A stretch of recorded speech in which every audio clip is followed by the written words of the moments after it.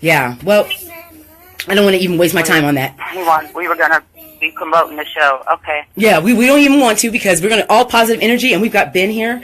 And so talking about bold moves, here's a bold move. I apologize for all the frustration, but Benjamin, you have been doing some fabulous things in our community. Fabulous things. I mean, before, like I talk about next week's show or what's next, what are you doing right now? I mean, how do you find time for all the things you're doing? I mean, basically, I work mainly during the day, 8 to 5 for the legal job business. But at night, in the afternoons, that's when I usually do a lot of the community activities, community service work. So you just have to have that balance, You can't do it all, though. Yeah. But you just have to do your best, So, yeah, I just want to say thank you for having me on the show. Oh, you're welcome. Yes, he has no free time. I know. Well, I do have to say, do you realize how many of us, people that look like myself, that you inspire in our community through your actions and being in the community, Benjamin? No, I guess I'm humbled by that. I get text messages here and there. People hit me up on Facebook, though, but I'm glad that, people are inspired, and I think I can inspire people to go out there in the community and work hard and, help people. I'm happy to be able to serve. What made you want to be a servant? Yeah, I know. I love so him. Necessary. Yeah. What made you want to be a servant? I guess it's just it's hard to just, drive down the street and you see people in trouble, you see people in need, and not to get all religious, but I think God has blessed me, big time in this world. So I think that's just part of our culture, our community. You just have to give back. If you've been given a lot, you should give back naturally. Yeah. Right.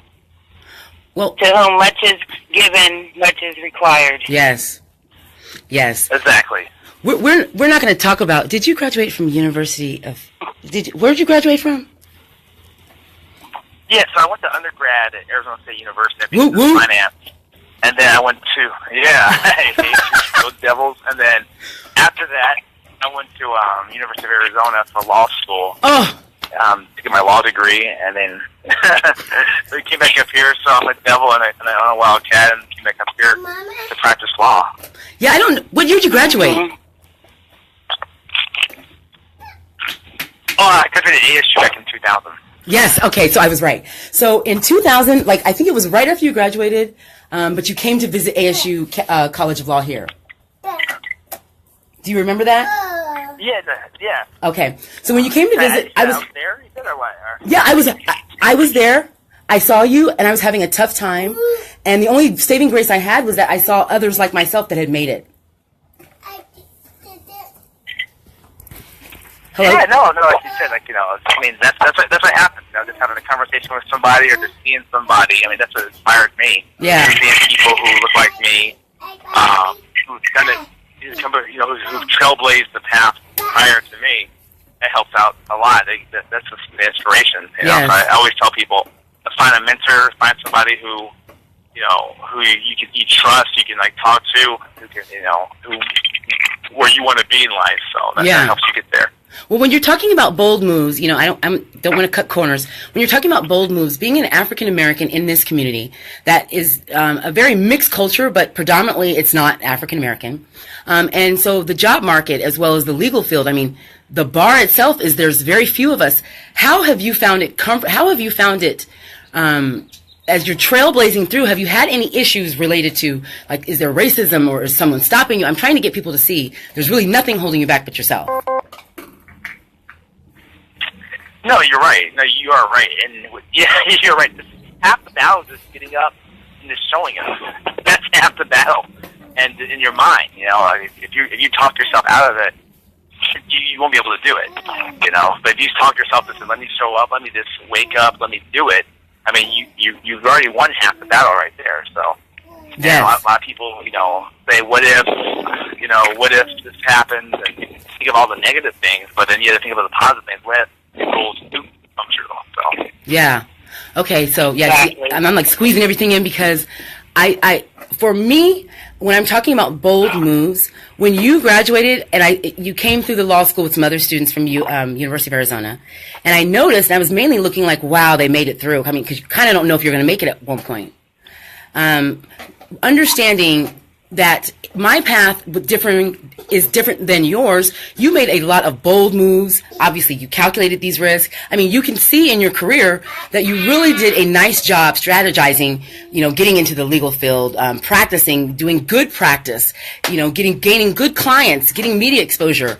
I mean, what was your strategy? Yeah. I want to say something real quick. And that's that I know that Ben takes chances and he takes risks, and that's what I believe has helped him in his move up the ladder. But go ahead, Ben, and tell him why you do it. No, that's a lot of it. That's exactly right. Taking chances, taking risks. You have to kind of put yourself out there. I mean, and be, you might win, you might lose, but at least you put yourself out there and just try your best. Nobody's perfect out there, and I think that's the thing is a lot of people want to be perfect. They want everything to go everything right, but no case is perfect. Nothing's 100% right, but you have to take a risk and help the people who are unfortunate a lot of times. Yes. Just try to do your best. Yes, and that's the irony, because I guess the risk would be in taking pro bono clients. So my issue is I've taken a lot of pro bono clients over the years, and that seemed to cause me a lot of problems. But I'm not saying there's a good or bad thing about it, because in law school I remember learning about, do you take these clients if you know it's going to cost you X, Y, Z? But you're taking, even in your past, the clients and the fights and the battles that you're taking are very large battles that you're waging, and it's not even a battle. It's more where you're educating, you're walking in, you're like being used as a tool to help in the community. Yeah, no, you're right. I mean, a lot of times, sometimes it is hard to take pro bono clients because it is a business. I mean, the fact of everybody has to get paid, money pays your bills. Money keeps your office open. Yeah. So don't feel bad for not taking pro bono clients. I always tell everybody that. Sometimes in the community, people try to make you feel guilty by saying, hey, you have to do it for the cause. You have to, you're not for real if you don't do this. But it's like, huh? Who are you?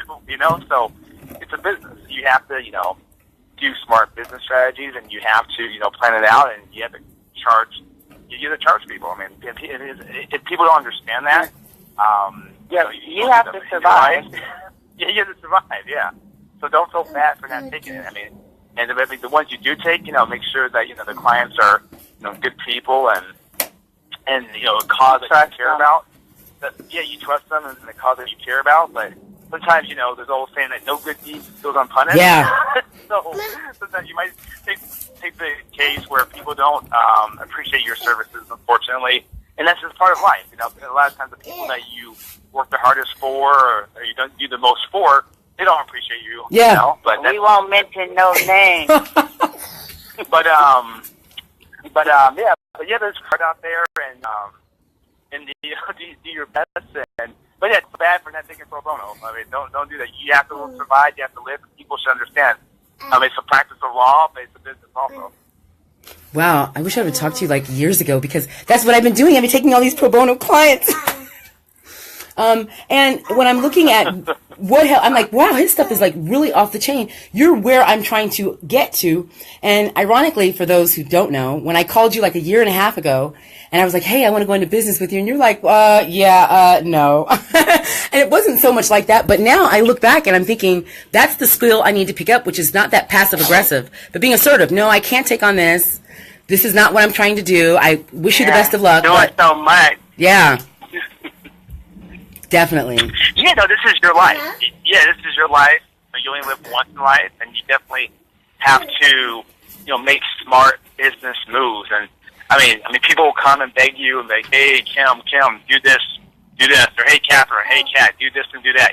So people will come and beg you, but you have to make smart moves. If you're doing pro bono for 40 hours a week, how are you going to pay your bills? Yeah. How are you going to survive? 90 seconds. And people, this is the American dream. Nobody should fault you for trying to make a better living for your family. Yes.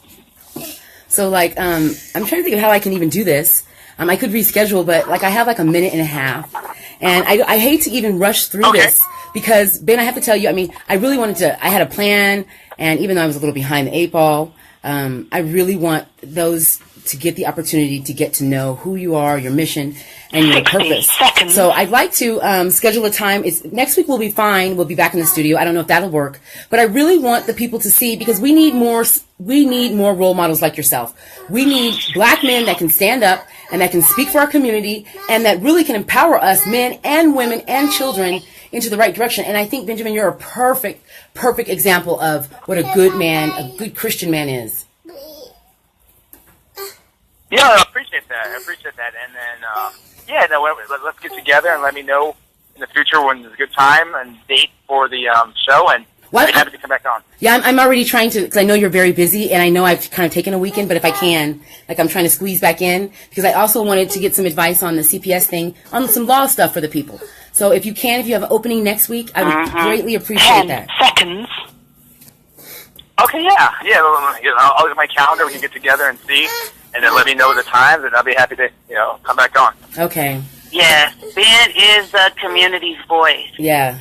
And his voice is very important. His opinions are very important because they're helping us shape our future. Yes. So we appreciate you, Ben, for that. Yeah. So before the blog talk hangs up on me. Thank you. Yeah. Thank you, Ben. I'm like, you don't even realize. I'm like, you're my idol. I'm like, if I could be that kind of criminal defense lawyer. Sorry. Okay. Tomorrow's show. Yeah. If you're watching tomorrow's show, we are looking for, I need a location because I'm in the same position. So I know we have an event, and I don't know, Kat, if that'll work, if we can just do it there. But please tune in. It'll just be live tomorrow, but we'll have it a little more organized because we'll know that we won't be on the air. So, Kat? You see Mara? Kat must have hung up. Yeah. Okay. Hello? That sound okay, Kat? Where are we going tomorrow? Well, tomorrow we have the Black-Owned Business Expo, which is going to be at 1624 East Broadway, also known as the American Legion. There will be businesses out there that are black-owned in the community, and the purpose of it is for us to get to know one another and to get to share what our businesses are about. Wow. So that's tomorrow from 9 to 3 in front of the American Legion. I didn't even know that's where it was. That is so cool because my grandmother was a bartender there. She started bartending, and then she opened up a bar. She was the first one of the first black-owned bars off of Rozier and 16th Street. And everyone in American Legion knows my grandmother, Arlene Merrill. Peace, my sister. Yeah. Okay, so that's going to be tomorrow. So maybe we can get them. There's a good lady that's behind it. Yeah. So we'll support her. Yes. So maybe we'll tape there so we can do the show a lot better. Yeah. Okay. Matter of fact, we might broadcast from there. That's what I mean. We can broadcast from there. Yes. Mm-hmm. Okay. That'll be fun. So sorry, everyone. We just found out the station was closed if you just tuned in. So it was kind of like a whoop whoop. I just found out like a couple hours before the show, and I was trying to let everyone know. That's okay. They don't know. We all right. We was here. We were on time. Yep. We got the interview done. They learning about Benjamin Taylor, law offices. What's your email? Yeah, what's your email? Website. BenjaminLaw.com. BenjaminLaw.com. What's your phone number in case anyone needs criminal defense work? Yeah, 602-403-0212. And we do personal injury also. We do family law. Oh, did you hear that? If you are listening, please, he does personal injury, criminal, and tax law, and I'm sure he does others. I, throughout my shows, will tell you when you find a good lawyer, share him. Yeah, we do personal injury, criminal, family law. Please call us if you need help. Yeah. Just Google my name, Benjamin Taylor. Law, yeah. So. Yeah, okay. Thank you so much. And Mir's like, okay, this isn't going to work back here with the turtle. All right, thank you for that. Yeah. Yeah, no, thank you for having me on the show. Appreciate it. Thank you. We're going to pump you up because I know now we've got some new law changes, and I want people to know where you are and who you are and what you're doing in case they do need any representation. No, great. Yeah, appreciate that. Okay, thank you. So I'm going to see you. Yeah. Okay. Thank you, Kat. Love you. Love you too. See you tomorrow. See you tomorrow. Say bye-bye. Bye to the turtle. See Tiny's turtle? Bye. Bye, everyone. Thank you so much. This was a perfect show. I know we're getting ready to go, but we're going to be on tomorrow. We'll be at the American Legion on 16th Street and Broadway, and we will be broadcasting there because the studio is closed again. Thank you for just supporting us and being here.